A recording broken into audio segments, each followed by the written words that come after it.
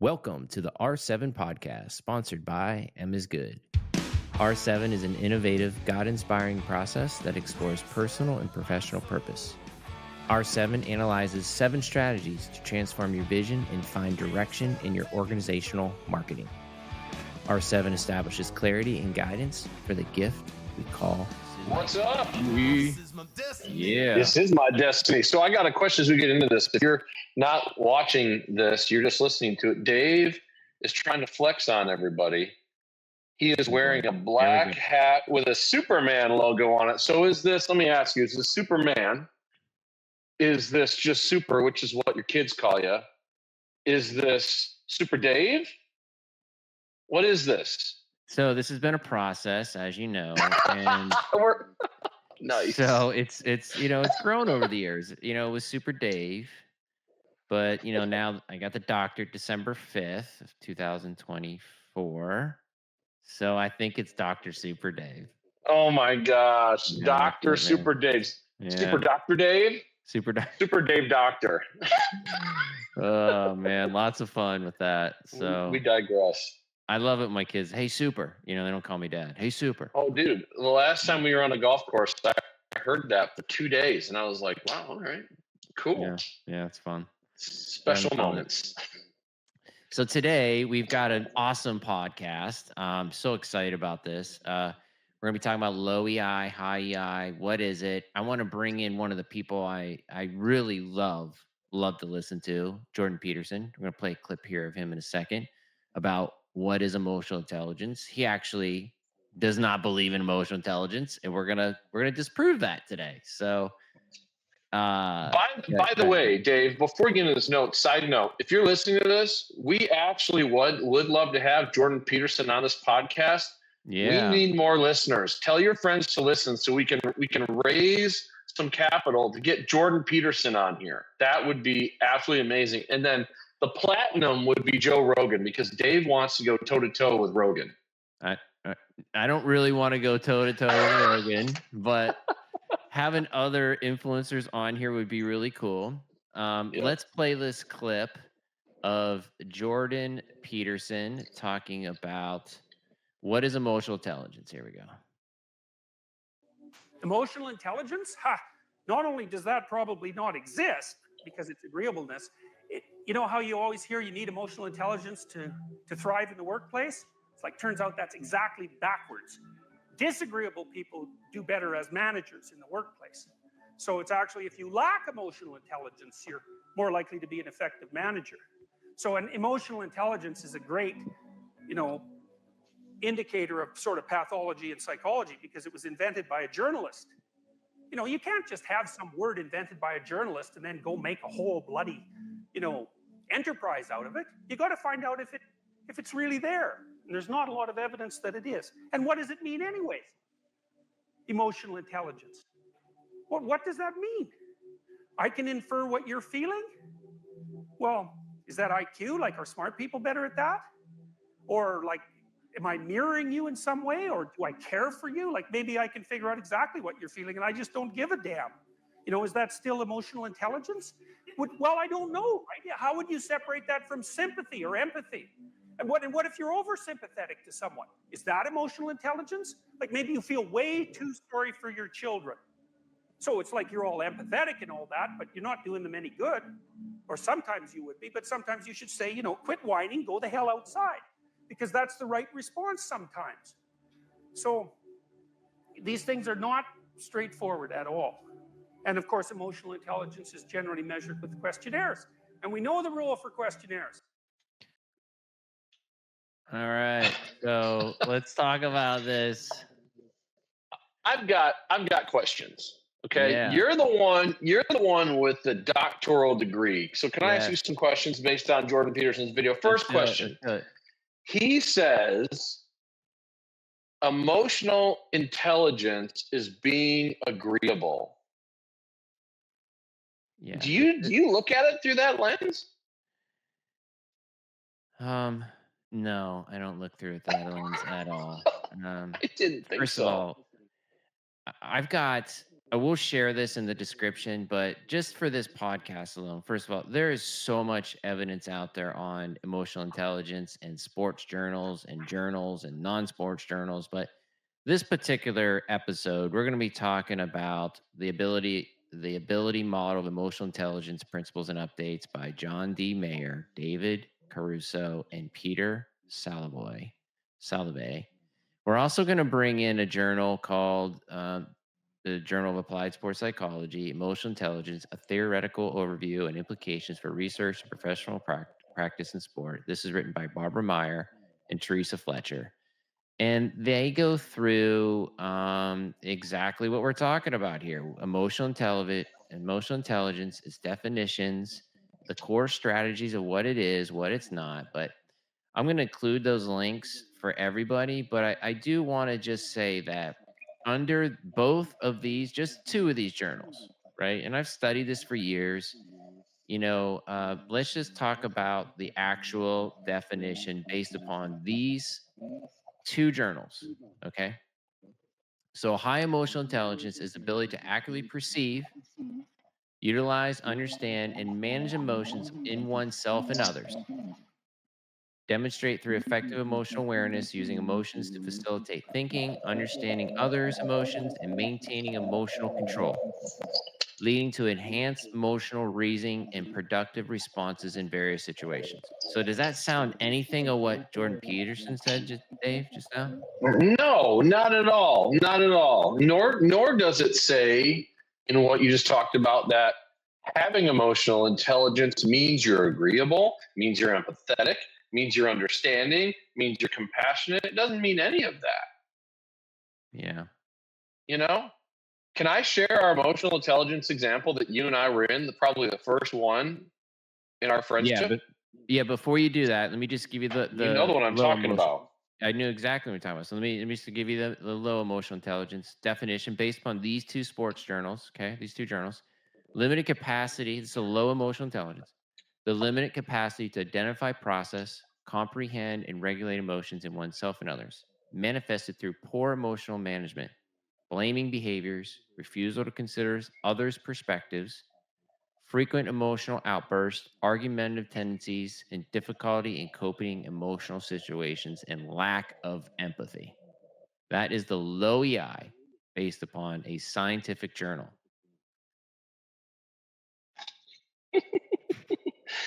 I swear, man. Yeah. Like when we just defined this, if you're listening, you had to have listened and thought about moments in your life that, and it's always easier to think about other people, right? Yeah. Where other people were low EI and where you were superior and you were high EI. And the low EI people are freaking the heck out. I think about situations, especially whenever you listen to like 911 callers, the 911 operator is freaking as high EI as it gets. They are Oh, to the yeah. point, specific. Yeah. Any of your radio operators in the military, there's no emotions at all. It's just bang, bang, bang, bang, bang, and they go through the process. Yeah. Right. So let's hear your example.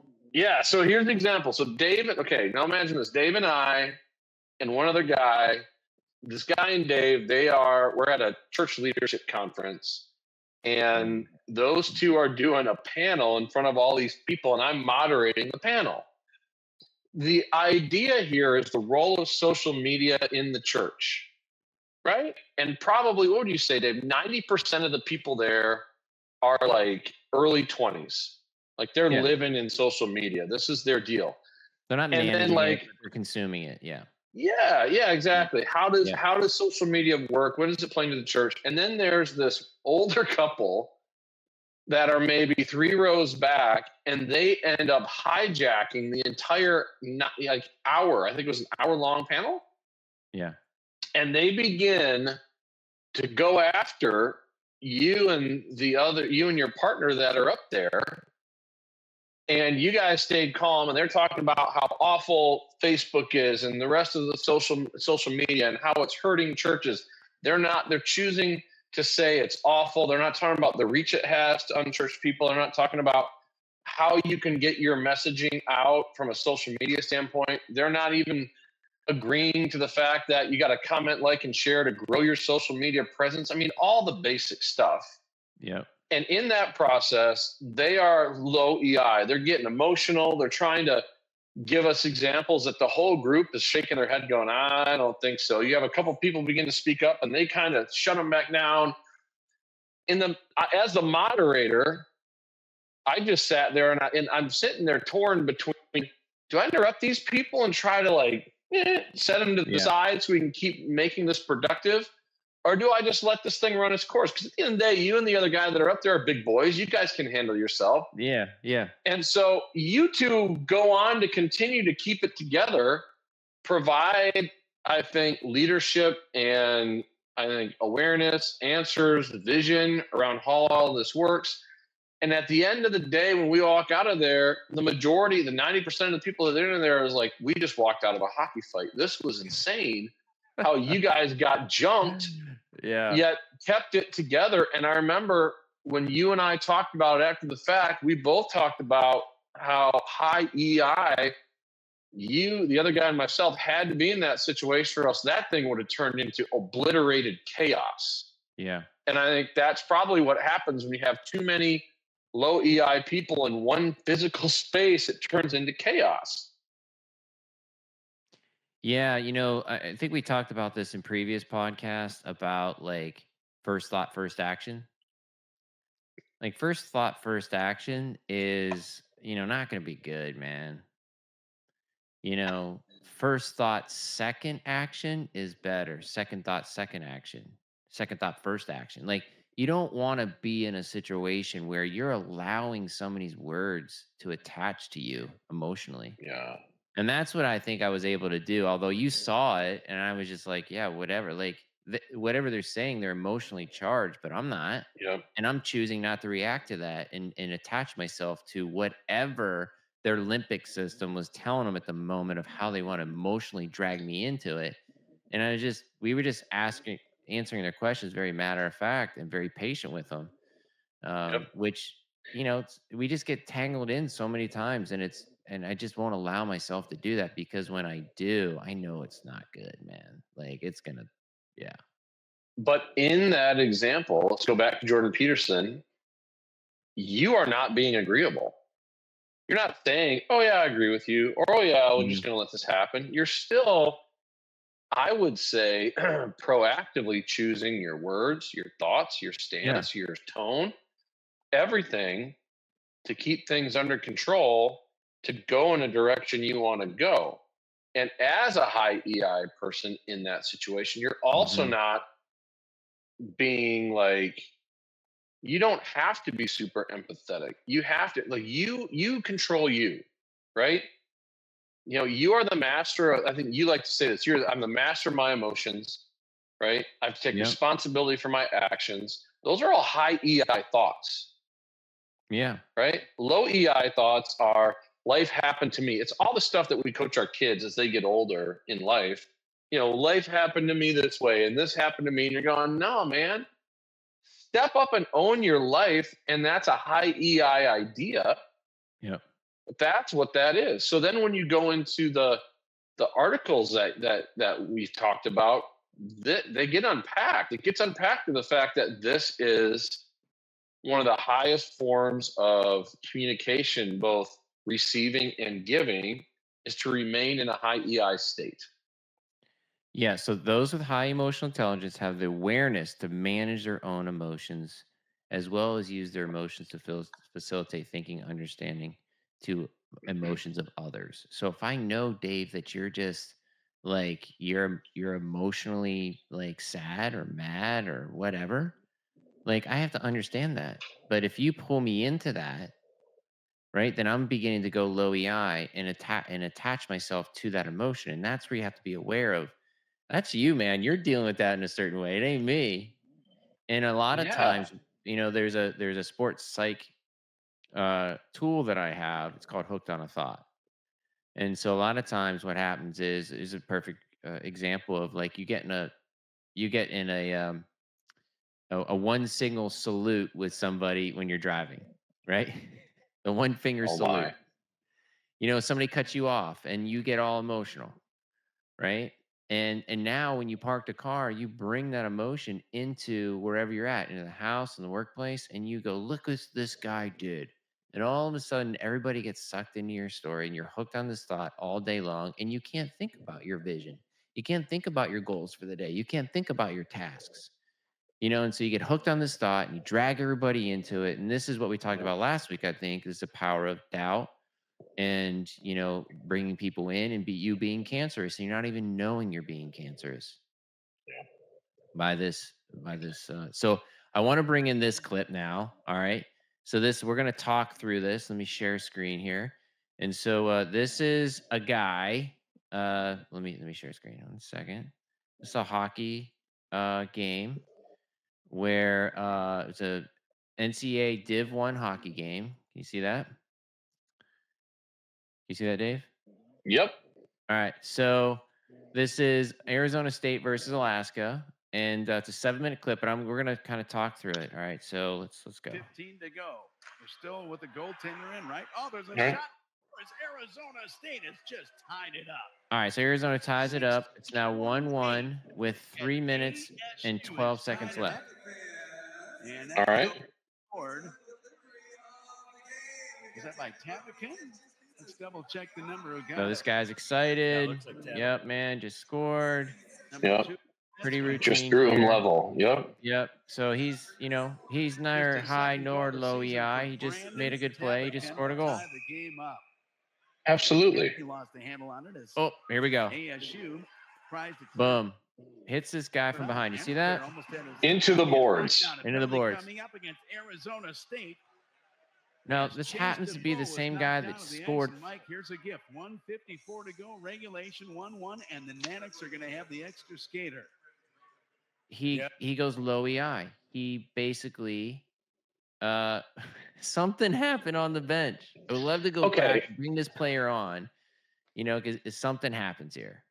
Okay, well, hold on. Let me ask you a question. When he's going in to hit there, whatever he is, the winger or whatever, into the boards, what's he thinking at that point?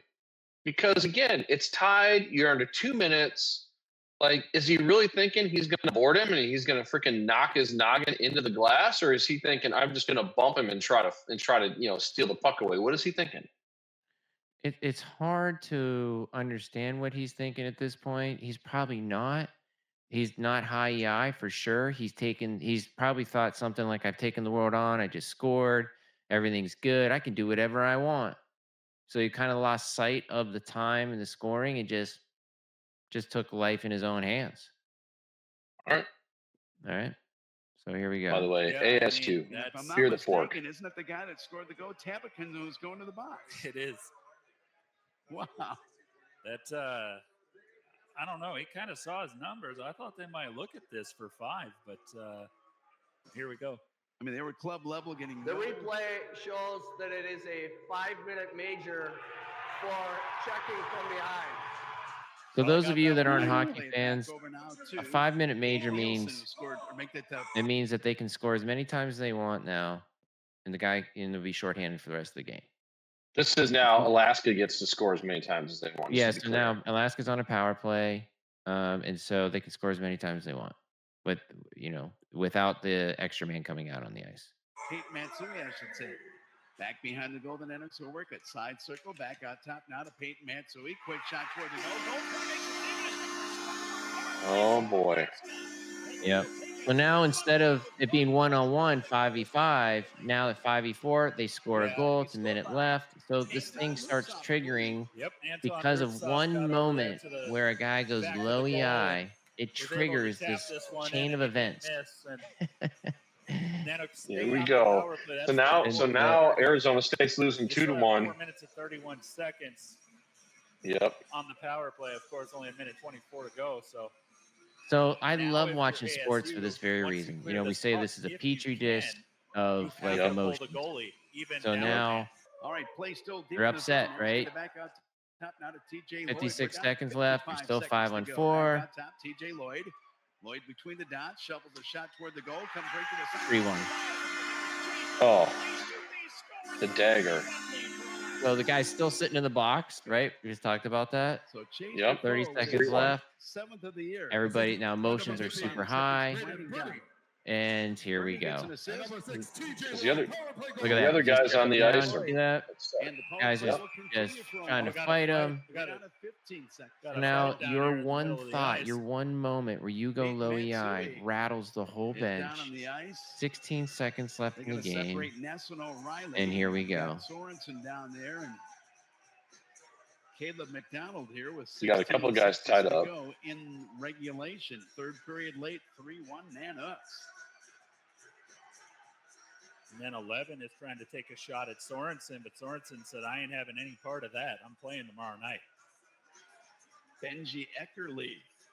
So Caleb McDonald and Ness have to be separated. Brady Risk over there and see if he can. Plus, you have that little kid banging on the glass at him too, which doesn't help. Yeah. Goes McDonald, Ryan O'Reilly, and then This escalates pretty quick now here. Berneski's going to go with somebody. Ness and Berneski. Ness and Berneski. Now, all that's going to happen out of this is more penalties. But And more penalties. Taking notes And more here, so penalties. we'll see And who's gonna so get now penalties. it's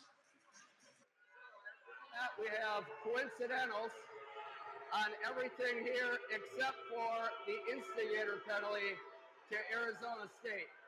Oh man. so now they're going to show a scene here Okay. nothing, no of all majors. these guys in There's the gonna be box. some roughings. Now So he's Lovell gotta- got the instigator penalty. Now it's 5-on-3. Is this when you put out your checking line? your freaking 3-man penalty kill. Well, it depends. If this is Friday night and they have to play again Saturday, this is where you say as a coach, like, guys, it's 16 seconds. Just get off the ice. Let's get off the ice. Like, we don't, like, it just hacks So there were them. a couple of 10-minute miscues. And here we go. Oh. Here we go now. Now boy. it's a getting ugly Donnybrook. now in the corner there. Oh, man, you got This is the definition of a hockey fight. Here we go. down there. Yeah. We got 4, 5, 6 players all locked up here to the right side. And in college, if you're not a hockey fan, they don't let you just go at it like in the NHL. Yeah, it's not a 2-minute minor. These guys are all going to Yeah. get major They might penalties. just call this They game. they shut this down as fast as they can. Oh, there's a shot to the face. So then the question I have as a fan when I'm watching this is, when do the goaltenders go at it? You know what I mean? Yeah, goalie fights Here are always They're fun. going to fight at center ice here, Bruce. They just came out of the box. Oh, my goodness. So hold on. Whoa. So the guys that are in the box came out of the box? Here they go. They're Yeah. throwing haymakers. Look at this.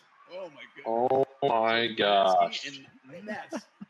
Ken Ness. Oh my gosh. Watch the referee here. He tries to break it up. This is a big deal, He is too. giving it Like, to him. like you're not allowed to Done. The touch. Look at official can't even gain control. Oh my gosh. They're seeing red. You're not low EI, dude. You're like basement EI at this point. Right. Mhm. So Ness Oh, he's trying to trip him. kinda Oh. hooked up down there. Both players got some punches in. And they Now won't. will be separated by the line. And then we got some more fighting over here. Now we got Murchison down in the corner. 11 Wow. seconds to go in the game. A 3-1 lead for Alaska. 11 They seconds. win the game. Oh my Who's gonna gosh. be there and who's going to be able to play tomorrow night? That's a great question. Who then plays next night? They're going to have like 2 lines left. Yep. So isn't Oh, it kind of there anything cool? left after that? Yeah. Yeah, it just becomes more fighting, and they basically shut down Wow. the game. So isn't it interesting that a guy who scores a goal is like excited, ties up the game in a moment, in just a moment. Like I've defined a moment as this right here. It's just that's a Yeah. moment. You take a moment where you say, "Man, I'm the best. I can do whatever I want." Gets a penalty, check it from behind, 5 minutes, and everybody gets emotionally charged, and then it becomes a gong show. And Yeah. so, like, we've all done this, not maybe to that extreme, but like you've made a call or you haven't made a call, you've reacted to something, and it throws you into this tailspin of low EI. And these things can change your life if you're not aware of them. So how do you normally coach people for those moments? Well, it goes back to understanding the mindfulness and the emotional intelligence of everything. So when we're talking about EI, it's a mental ability. It's not a personality trait. It's measured through ability-based testing. It's a skill. You got to learn it. Being mindful of it is like super important. And that's the first place to start. Is that am I mindful of my emotions? To call it BS like Jordan does, like no, man. Like you have to be mindful of your emotions. It is something real. And if you're not mindful of your emotions, you're low EI. If you just don't care about people around you, have no empathy, you're low EI. Okay, so my next question, though, if we Yeah. play this scenario out that we just watched or you listened to when you're driving, Hmm. what happens next? Like when you get to if you're the coach and you get to the locker room, you have a big choice to make, right? Of high EI versus low EI. How do you handle that? Because the natural reaction to most people, if this is your team, it's super frustrating as a coach because it's not like, you're controlling people on a freaking PlayStation or Xbox game and you've got to get their heads back in it. How do you address that? You go low EI with them and scream and yell. You say high EI and you're just very matter of fact, because I can tell you, and you know this as a hockey fan, you see coaches that are in those extremes all the time. Yeah. What do you do? All right. So this is a really big question. It's a smart question. I think about, are we talking about this in the beginning of the season? Are we not talking about this at all? Because if you're not talking about it at all, you got nowhere to go. As Mm, a coach, what are you going to say? That everything starts and stops with you, coach, right? And so if you're not teaching EI, you got nowhere to go. Now, I will say that your emotions are on a continuum, right? It's always peaks and valleys, and we have to have that conversation as a team. As a team, we have to say, yeah. okay, guys, we're going to be low EI. Like there's going to be there's hardworking penalties and there's low EI penalties. There's a difference, Mm, right? that's Like good. that checking from behind is not a hardworking penalty. That's a low EI penalty. And so we would look at video. If I'm the sports psych coach of the team, we're looking at video to say what's the difference between a hardworking penalty and a low EI penalty. Players know, so that we don't get in those situations. And if we do, it's very minimal. It's very minimal. We're talking about those so that you have the opportunity to talk. So you have the opportunity to lay in the teaching of what this is and what this isn't. So you have a place to go. Most coaches will say, guys, we need to be more mentally tough tomorrow. I don't know what you did today, but let's come back. Let's be more mentally tough. That's like saying, hey, Dave, I want you to run twice as fast tomorrow as you did today. Now go run and come back tomorrow fast. Like you can't do that, right? You need time, you need training, you need education. You probably need to lose some weight, right, to get faster. Like you got to build Yeah. muscle. Like it takes time to do that. And so when we're talking about one of the mental tools, EI, it takes time to understand that what this means. And so that's my answer to that. Although it's not as simple, it's laid in over time. Oh yeah. I mean, it's so easy as a coach to lay into your team at that point and join them in the deep end of low EI, right? Yeah. And then to your point, have you made them better? No, you just joined them No. there. So let's connect this. You're going to love this. Let's connect this to a book that Okay. I would recommend to everybody who's listening to this podcast. For the love of God, please go get this book.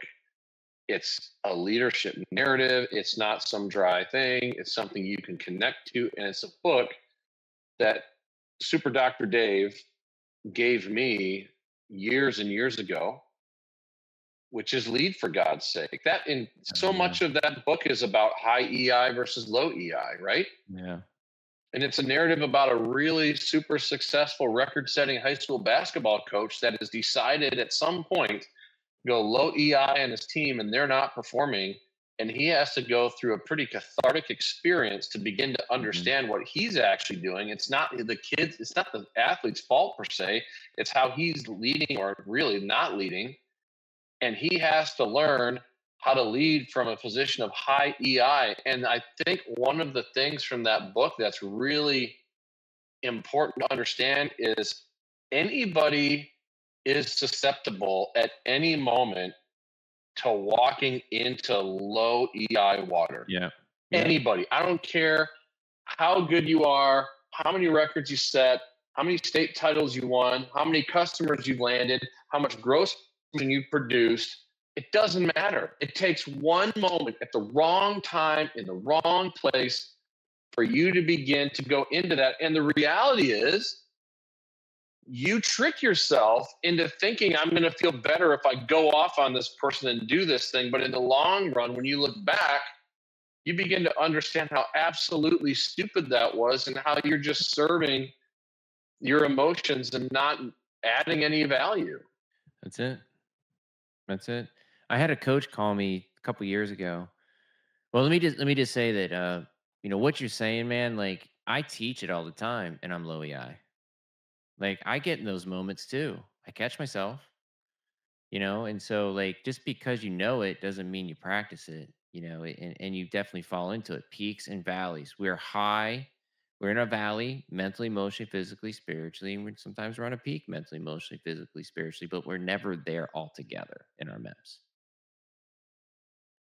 Well, I would agree with you. And here's something we didn't talk about, but you know, for as many people that would leave comments on this blog, we can do a drawing and send them a book of Lead for God's sake. I mean, I'm telling Yeah. you, people, if you're listening, this is something that will transform how you think about the situations you're in. But at the end of the day, you got to be a big kid and you've got to take responsibility for what you're doing. Now, let's go back to the hockey example again. Yeah. All this stuff happens, right? You get to the locker room. Let's flip it now. The kid who scored commits the major, creates the domino effect. Walk me through his redemption back if he approaches that locker room situation they're all walking off the ice to from a high EI standpoint. What does he do to handle that and all of a sudden flip back to high EI? Yeah, I mean, he's gonna. It's not that. It's not that simple. So I want to say he's gonna be low EI for a while. He's gonna be thinking about. Check out my dog. He's gonna be. He's gonna be thinking about that for a couple of days.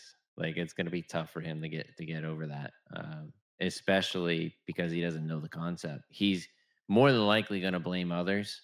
He's gonna blame the refs. Something's gonna, he's gonna have to deflect in order for his id and ego to catch up and be healthy. That's usually what happens is we just deflect. Um, I do want to share this story. I had a coach a couple years ago call me, Christian coach, and say, Dave, like I get so mad at the refs. Like I just like something inside of me, like there's cognitive anxiety and there's somatic anxiety. So when you're cognitive anxiety, you think about it.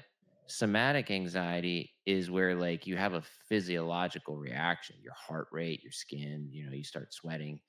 And he's like, I have a somatic anxiety over this. And I'm like, well, tell me what's going on. He's like, well, I just feel like the refs are there to regulate a system of justice. Like they should be like neutral and they're just not. It's like they're against us. And he's like, as a Christian, I don't swear, but I swear at referees. Is that wrong of me as a Christian to be swearing? And I said, hey man, like to me, it's not about the swearing. To me, it's you're losing control. You're low EI. That's more important than the actual words that are coming out of your mouth. Why are you allowing this to happen? Because you are. Hey, coach, how many games have you been to? And he's like, what do you mean? I'm like, well, it's an 82 game schedule. You've been a coach for how many years? 10 plus years. Like you're going to the rink thinking like you should know that it's not going to be called your way. Like you should plan to win here. Like you should front load this idea that the refs aren't going to call it your way and already have an idea or a mindset of how you're going to react. And by the way, when you blame the referees, that's really honestly that's your inability to coach your players because you're probably losing the game. You always blame the referees when your team is not performing. Whose fault is that? Yep, That's yours. that's exactly right. You blame the referees when you're not getting enough shots on net. That's your fault. Don't blame the Yeah, refs. right. The refs always come. The refs never come into play, and coaches very rarely get angry at refs when they win the game. You ever notice No. that? It's always when Yeah, you're losing exactly. the game you're upset because your team didn't perform and you're looking for an outlet. It's It's interesting because what you're describing is the outward manifestation of low EI is part of the iceberg above the water, and there's always more below, right? Yeah. So, for those of you that are listening that are in business, even in manufacturing, you're familiar with Six Sigma and the process out there to drive high quality, drive out waste.